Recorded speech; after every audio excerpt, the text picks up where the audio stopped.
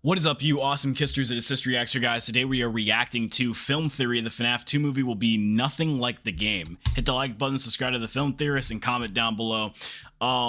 By the way, guys, tomorrow I'm going to be reacting to the State of Play, which I'm going to be on a stream tomorrow, coping that Secret of the Mimic gameplay might show up, or Secret of the Mimic might be like announced in some type of way. So make sure you guys go to my channel page, hit the live tab, and then go hit the like button on that stream and hit notify me. And I'll also be reacting to the Sonic Central tomorrow as well, because you know I love me some Sonic the Hedgehog. All right, let's do this. Bop! The plot for the second Five Nights at Freddy's movie is right in front of us. In celebration of the franchise's 10th anniversary, Scott released 4 pages of the script. I still can't believe he released a script. Only one of them is real. The key to figuring out which one is hidden on one of these script pages, and I figured it out. I know which one it is. I still cannot believe he did that. I'm not crazy, you're crazy. 4 whole scripts.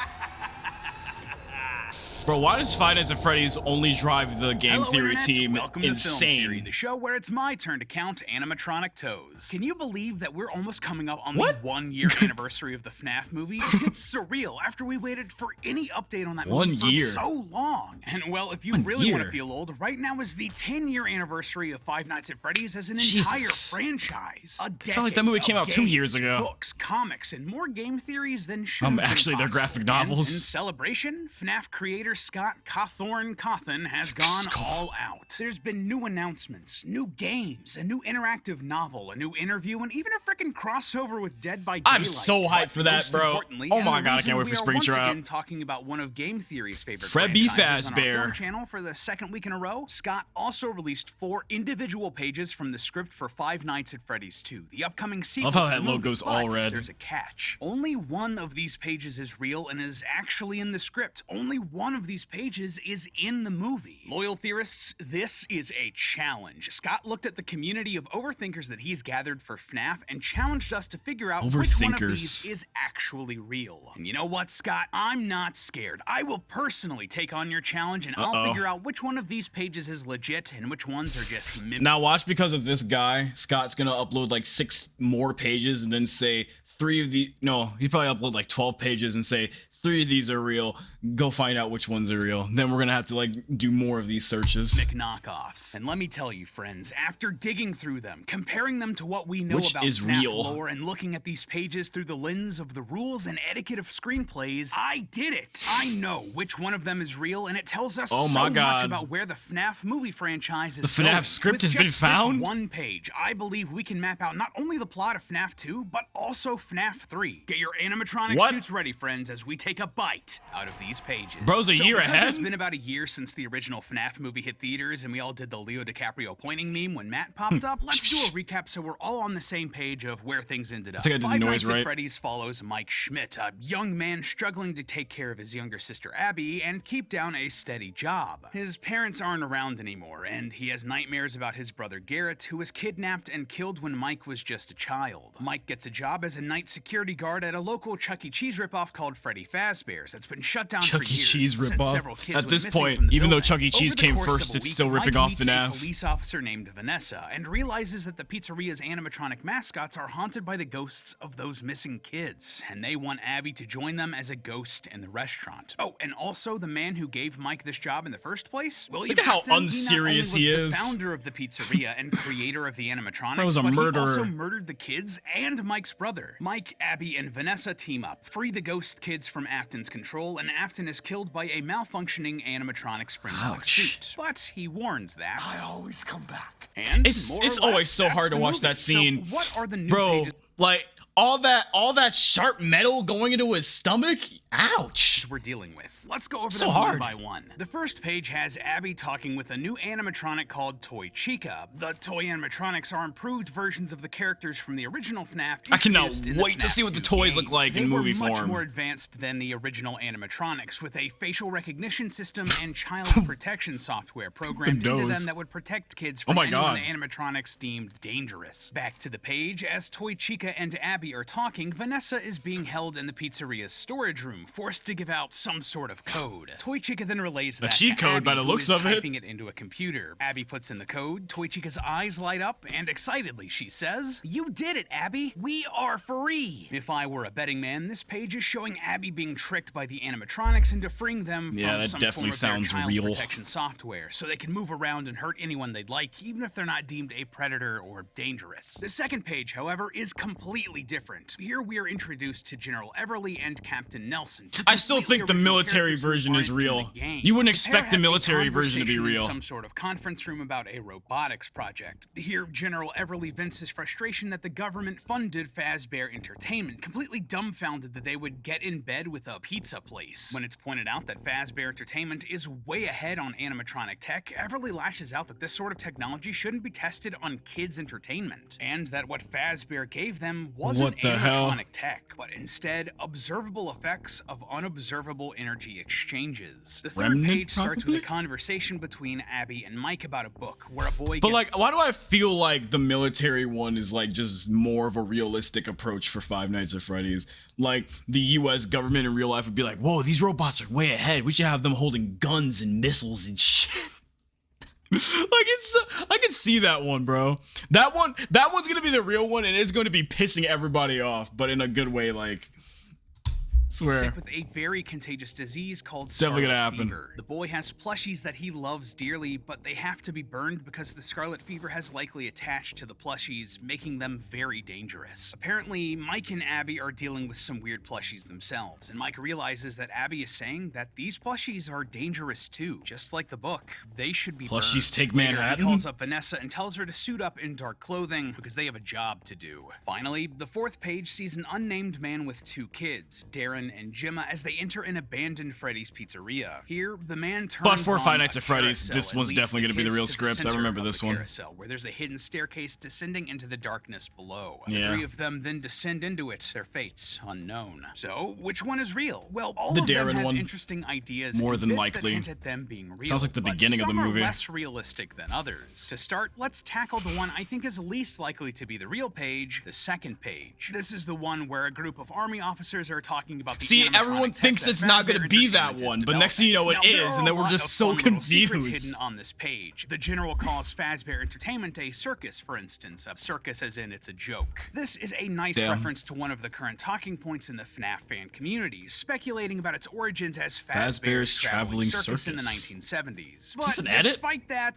this page That's a good is edit. clearly fake for a few reasons. The first big reason is that this is introducing an element to the franchise that they've never used before. I'm With the telling you, it's military, gonna the strategy the happen. FNAF movies We're gonna seem to see be taking Freddy is holding a approaching the blicky. series as a whole, the games, books, whatever, throwing it all in a blender, and then shaping their story from the resulting Fazgoo. While Afton did talk Fazgoo. to some supervising body during the opening cutscene of Sister Location, where they asked about some of his design ideas, With all due respect. Yeah, whatever those happened aren't to the these design guys, by the choices we way? were curious about, Mr. Afton. saying that this is a government entity is a stretch. Afton has Whatever never happened to been those said to guys? have Bro was government backing of investigated, but games. never It would require again. a lot of explanation for how and why this is even a thing, and we would need to spend so much time to explore what this meant for the story. And frankly, it just expands this franchise way too far, way too quickly. We're suddenly going from one crazy guy in a pizzeria to an entirely government-funded Is operation. it not This crazy isn't a movie already? 2 thing. This feels like something you do in like movie 4, right before you jump the shark and go to space. Now, trying to parse all of this FNAF Is the lore out FNAF might feel lore like it's not driving me crazy enough? I mean, We might as I'm well not allow the crazy, military for right? funny. But something that is crazy is that I did an exclusive mini theory over on Throne Talk with the sponsor for today's episode, Game of Thrones Talk. Would you That was a good miss- one. That was a good one. I wasn't expecting that one to slip in there. And you dark online.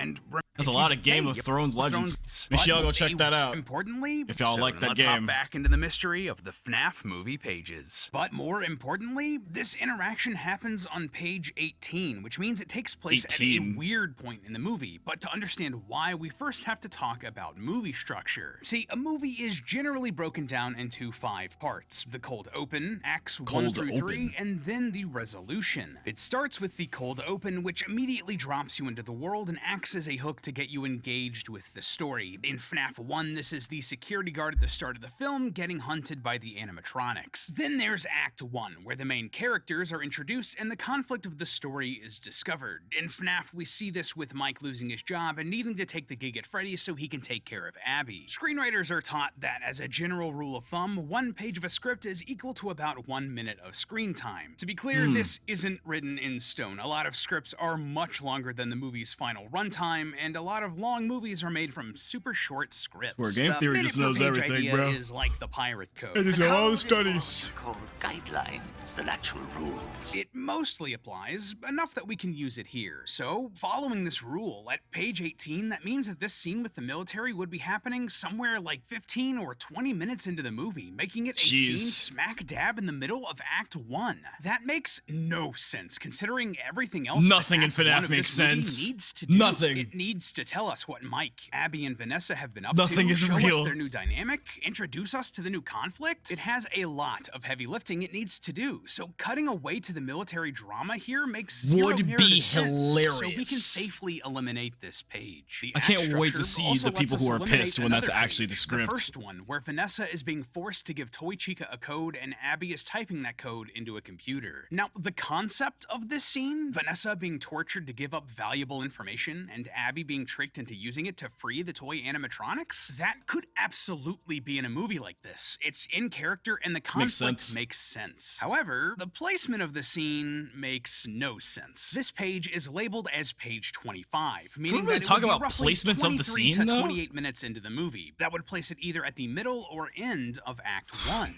But that's way too fast for something like this to happen, and let's go over the rest of the story structure to understand Actually, we could why. if it's Normally, page 25. Act 2 of a story sees the characters encountering obstacles that stop them from getting what they want or need. It's also generally the lowest point for the main character. In the first FNAF movie, this is where Mike is trying to discover the secrets of Freddy's and agrees to let the animatronics have Abby. Act 3 sees the big climax of the story where all of the conflict is resolved. Mike, Abby, and Vanessa fight Afton and get the animatronics to turn on must have been them. devious. And finally, there's the resolution, which is a brief period of calm where a new status quo is established. Mike and Abby are living happily and visit a recovering Vanessa in the hospital. What's being described here in this page with Abby, Vanessa, and Toy Chica, it could absolutely happen in this movie. At the end of Act 2, much further than page 25. Think of everything that needs to happen before this scene. We have to get reintroduced to the main characters, meet the new toy animatronics, have the child protection software be explained, just lying to have us. Toy Chica build up a relationship with Abby, and Vanessa needs to be captured. That can all happen by the end of Act 2, or into Act 3. But Act 1? No way. See, I really appreciate this page because it's really clever. The scene itself is realistic, and you do input codes into the baby animatronic in the sister location game. Abby is connected to Baby, so the ideas line up, but the timeline just doesn't. So, good troll, Scott. And so, that leaves us with just 2 pages left, and honestly, both of these are pretty valid options. Just as a reminder, these are the pages where Abby and Mike are talking about the dangerous plushies, and where an unnamed man is leading 2 kids into a hidden room below the pizzeria. Both of these pages take place at reasonable points in the movie. The Mike and Abby scene is on page 58, so roughly an hour into the movie in the middle of Act 2. That's the perfect point for this sort of story revelation and the setup for an action set piece like we see on this page. Likewise, the man taking the kids into a secret room is on page 4, so right at the beginning of the movie. Again, I wonder if Darren is gonna be like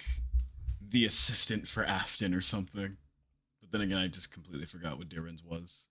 Makes perfect sense because this is exactly the sort of scene you'd want for a cold open to hook you into the story. Who is this guy? What's this secret room? What's gonna happen to these kids? It's good stuff. And nothing completely It would be so weird for unrealistic or Afton to have an ridiculous assistant. happens on either one of We these need one pages killer, that not 2. disqualifies them, like the confuse military shit. page. Like, the cold open page is pretty standard killer luring kids into a dangerous place horror cliche, and there absolutely would be rooms hidden under an Afton pizzeria. We've seen that exact setup in other FNAF content like sister location and the Twisted Ones novel. As for the plushies, well, weird haunted plush babies are present in the Help Wanted series, and they attack the player, so they would be dangerous in the movie. The first FNAF movie also had the Balloon Boy toy that was basically So a weird haunted seeing Corey, sentient bro. toy, just like these plushies would Corey be, just so there's already appeared. precedence for this in the film universe. In fact, the Balloon Boy is like one of the movie's biggest hanging threads. They'd probably want to resolve that. And all of that's without mentioning that the plush babies would further the connection between Abby and Baby. Oh, and also there's Plush Trap 2, which is just straight up a plush version of the main villain that is alive and dangerous. I don't think that's what they're talking about here in the Should movie, really but add I that just as wanted an to point it out animatronic in the because it's a game. relevant detail. But with all of that being Little said, there bunny's is one thing terrifying. that gives away the answer here. In the cold open page, there's mention of a carousel. This is where the man takes the children and reveals the hidden room, but it's shown to have 7 animatronics on it. A brown bear, a blue bunny, a yellow chick, a pirate fox, a gator, a wolf, and a hippo. In the games, there are only really 2 carousels that we know of, the one in FNAF 2 and the one in Help Wanted 2, and between them, the only characters that show up on them are Freddy, Bonnie, Chica, Foxy, and Balloon Boy. Never Why is the Withered Freddy like really like Withered Freddy and Balloon Boy are just like so out of place with the FNAF 1 models? Maybe I'm just a damn nerd, but we're all nerds hippo, here. wolf, or alligator. Now, that's not to say they couldn't bring in other FNAF characters to fill in those spots, but it would be weird and it would make the timeline get real funky. Like, the hippo is absolutely referring to Mr. Hippo, an animatronic that first appeared in FNAF 6. It doesn't really make sense for Mr. Hippo to be here with the original FNAF animatronics, but I guess it's not impossible. In FNAF 3, the purple mask of a character that is almost certainly Mr. Hippo shows up in the Happiest Day minigame, implying that he could exist at Where's the same Bro's time. hat? But the other characters, though, are just much harder to justify. Now, for the Gator, I think all of our minds immediately jump to Monty Gator from Security Breach, but it is possible that this is referring to some other character, maybe? In The Man in Room 1280 story, the book's version of the Golden Freddy spirit, Andrew wears an alligator mask, so one existed that early in at least some version of the FNAF timeline. And additionally, going back to the Happiest Day minigame, there's a green mask that could also be an alligator, but considering that the other masks, the pink pig, the purple hippo, and the orange elephant line up way more with the mediocre Melodies characters, They definitely I do. believe that this mask is actually referring to the Happy Frog. The eyes on the sprite are even yellow like the circles around Happy Frog's eyes. That's actually so true. I wouldn't be comfortable saying that the gator on the carousel in the script page is referring to anyone else other than Monty. He's just the only one that makes sense. All that being said, though, the real outlier here is the wolf. The earliest wolf that we know of in the timeline is from the Twisted Ones, which is the book version of the FNAF 4 story, which features the Twisted Wolf animatronic. And we also know that there was a creepy that man-wolf thing character looks. on a poster in FNAF 6. But Man-wolf? why would either of those characters be on this carousel? I don't remember That's that. a great question, and it really doesn't make sense. No, if this wolf is Nothing a ever character, does. it's almost certainly Roxy from Security Breach, which would also line up with Monty Gator. Regardless, having Roxy and Monty here is just weird. The first movie was not shy about mixing elements from various games, but something it kept very consistent was its animatronics. It didn't overcomplicate them or introduce too many. Its cast was pretty consistent with the one from the games. So why on earth would they bring in Mr. Hippo from FNAF 6 and 2 characters from Security Breach with the original FNAF animatronics? Especially given just how much attention Scott pays to the tiniest details in his work. It just doesn't make any sense, and why I think And that trolls this us page with all of is a them. fake. Oh, and also, one of the kids on this page literally says the words, "This is a fake," so another subtle tip off there. Very cheeky, Scott. Nice. This is so fake. there you have it. That leaves us with page 3 as the one I believe is the real page from the FNAF 2 movie. But we're not done. Now that we've concluded that this one is real, what does that tell us about the movie itself? Well, the main thing that stuck out to me about this page, beyond the fact that we're apparently getting haunted plushies or something like that, was the book that Mike and Abby were talking about. In case you need a reminder, on this page, That's actually a Abby strange is one to talking call about real. a book where a little boy has plushies that he loves, but after he gets sick with scarlet fever, he can't keep them. The disease is just so contagious that it might attach to the plushies and spread that way, so the plushies have to be burned. She then goes on to liken the book to the dangerous plushies that the gang is currently facing. Well, if the plushies from that book were so applicable to the current situation in this FNAF story, is there anything else from the book that would also also apply? Well, after some research, I was able to figure out that the book that they're talking about here is a classic known as The Velvetine Rabbit, written by Marjorie Velvetine Williams. Rabbit? This story is told from the point of view of a plush rabbit toy given to a small boy as a Christmas present. The rabbit desperately wants to become real and is told that it's possible when a child loves you for a long, long time, not just to play with, but really loves you, then you become real. Over the years, though the boy gets other toys and presents that are more modern, he grows to love the rabbit plush and regards it as his favorite toy, treating it like it was a real rabbit. However, that's great sadly, for the the rabbit. boy is diagnosed with scarlet fever, a highly contagious disease. The boy takes the rabbit as he recovers, but when the boy is taken away to see other doctors, all of his possessions must be burned so that the scarlet fever has no chance to spread on his belongings. The night before the rabbit is to be burned, he reflects on the happy life he had with the boy and manages to shed a real tear. This summons a fairy that turns the rabbit into a real one for everyone to see, not just the boy, because the boy truly loved him. The next spring, the rabbit visits the boy, who is happy to see that the rabbit is real, alive, and living his best life out in the wild. I mean, guys, come on. Just on the face of things, there are so many parallels between this story and FNAF. First of all, a story about a rabbit that wants to become real? Well, FNAF is a series all about a man obsessed with a rabbit costume who wants to be reborn. He wants to make his dead daughter come back, that sort of thing. Those themes line up so perfectly that it's scary. And even if you just want to talk about the movie universe, Abby loved the animatronics. She may want to help. Is that like ever a confirmed thing? Like that William wants to be reborn? Cause like, yeah, I guess he did like willingly put the Bonnie or Spring Bonnie head on and said, "I will always come back." But I feel like they only did that just to jam his iconic line in there. I don't know. And plus, he knew he would come back, so.